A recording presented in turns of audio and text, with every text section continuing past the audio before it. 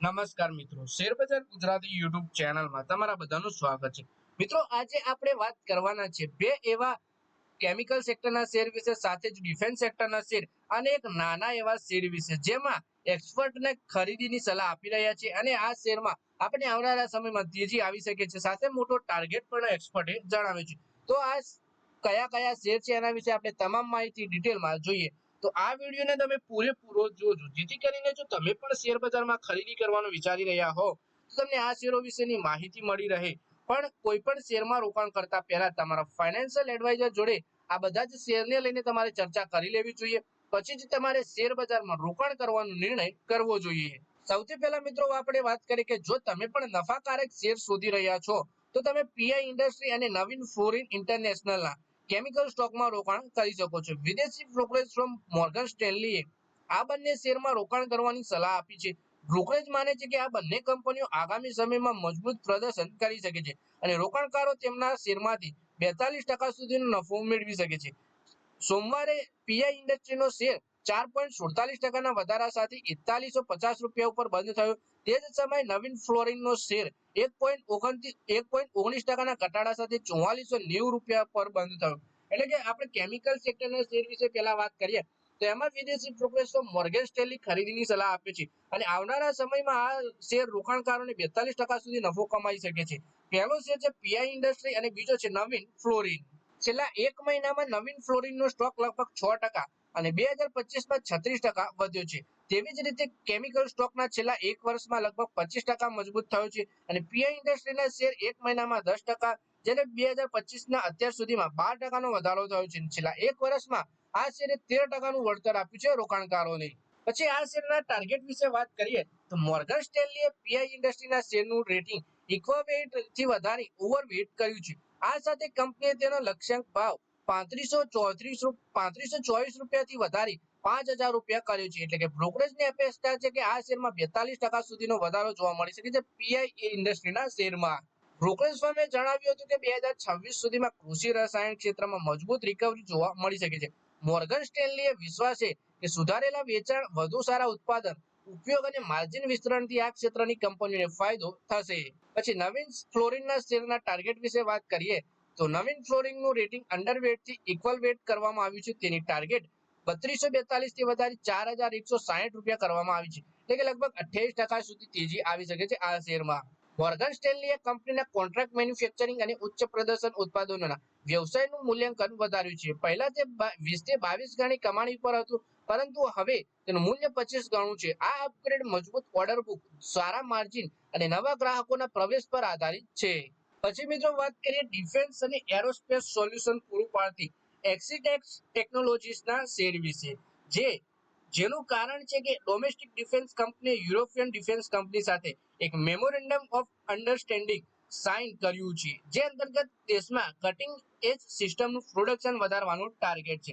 એટલે કે ડિફેન્સ અને એરોસ્પેસ સોલ્યુશન પૂરું પાડતી કંપની એક્સિટેક્સ ટેકનોલોજીસના શેર માં આપણે નજર રાખીશું, કેમ કે ડોમેસ્ટિક ડિફેન્સ કંપનીએ યુરોપિયન કંપની સાથે એમઓયુ સાઇન કર્યું છે અને દેશમાં કટિંગ એજ સિસ્ટમ પ્રોડક્શન વધારવાનો ટાર્ગેટ છે આ કંપનીનો।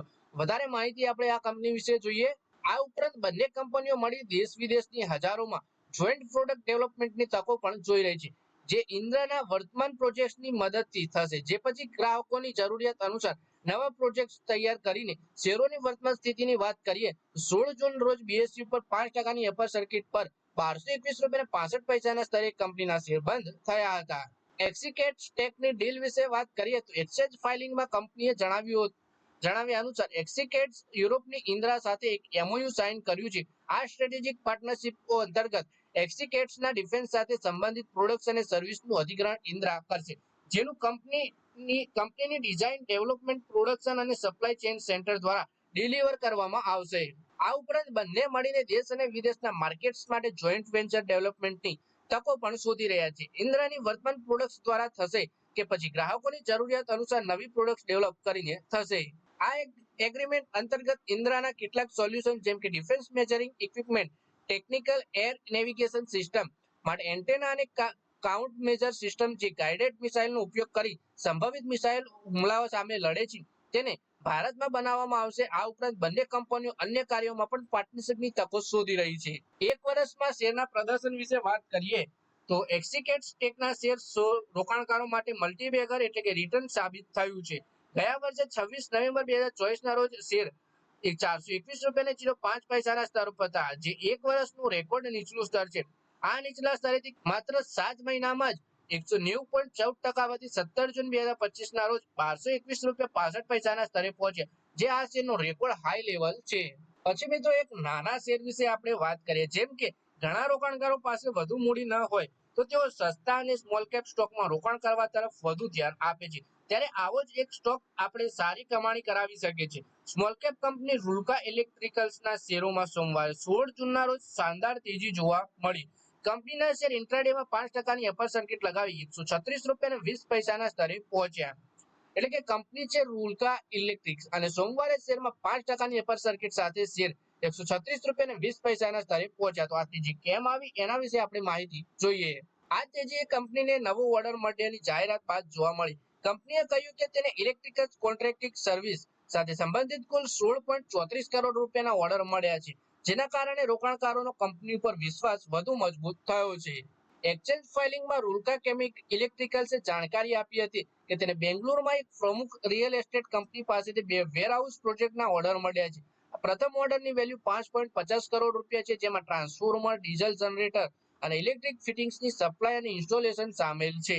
એટલે કે બેંગ્લોરમાં 2 રિયલ એસ્ટેટ કંપનીના વેરહાઉસ પ્રોજેક્ટના ઓર્ડર મળ્યા છે કંપનીને, જેમાં એક ઓર્ડરની વેલ્યુ 5.50 કરોડ રૂપિયા છે. બીજો ઓર્ડર 7.9 કરોડ રૂપિયાનો છે, જેમાં low voltage FAPA fire fighting system installation સામેલ છે. આ ઉપરાંત તમિલનાડુના તુતીકોરીનમાં એક ઇન્ડસ્ટ્રીયલ પ્રોજેક્ટ માટે પણ 2.93 કરોડ રૂપિયાનો ઓર્ડર મળ્યો છે. પછી કંપનીના મુખ્ય મુદ્દા વિશે વાત કરીએ તો રૂલકા ઇલેક્ટ્રિક્સને કુલ 16.34 કરોડ રૂપિયાના ઓર્ડર મળ્યા છે, જે કંપનીની માર્કેટ કેપ 57 કરોડ રૂપિયાના 29% બરાબર છે. બેંગ્લોરમાં 2 વેરહાઉસ પ્રોજેક્ટ અને તુતીકોરીનમાં એક ઇન્ડસ્ટ્રીયલ પ્રોજેક્ટનો સમાવેશ થાય છે. પછી વાત કરીએ કે નાણાકીય વર્ષ 2025માં કંપનીની કુલ ઓર્ડર બુક 163.28 કરોડ રૂપિયા સુધી પહોંચી. નાણાકીય વર્ષ 2025માં કંપનીની કુલ આવક 79.47 કરોડ રૂપિયા રહી, પરંતુ ચોખ્ખો નફો ઘટી 2.26 કરોડ જ રહ્યો હતો. નાણાકીય વર્ષ 2026માં કંપનીનું focus cost cutting, renewable energy અને સ્માર્ટ ઇન્ફ્રાસ્ટ્રક્ચર અને નવા રાજ્યો ઓર રહેશે. કંપનીનું ફ્યુચર અને રોડમેપ જોઈએ તો રૂલકા ઇલેક્ટ્રિકલ્સે કહ્યું કે તે આગામી વર્ષોમાં cost optimization, automation, financial restructuring અને નવા રાજ્યોમાં હાઈ વેલ્યુ પ્રોજેક્ટ શોધવા પર ધ્યાન કેન્દ્રિત કરશે. આ સાથે કંપનીની રિન્યુએબલ એનર્જી અને સ્માર્ટ ઇન્ફ્રાસ્ટ્રક્ચર જેવા સેગમેન્ટમાં એન્ટ્રીની પણ તૈયારી કરી રહી છે. તો મિત્રો આ વિડીયોમાં આપણે 2 કેમિકલ શેર વિશે વાત કરી, એક ડિફેન્સ શેર વિશે વાત કરી અને એક રૂલકા ઇલેક્ટ્રિકના શેર વિશે વાત કરી. આ બધા જ શેરોમાં એક્સપર્ટ અનુસાર આપણે આવનારા સમયમાં સારી તેજી જોવા મળી શકે છે અને ખરીદીની સલાહ આપી રહ્યા છે.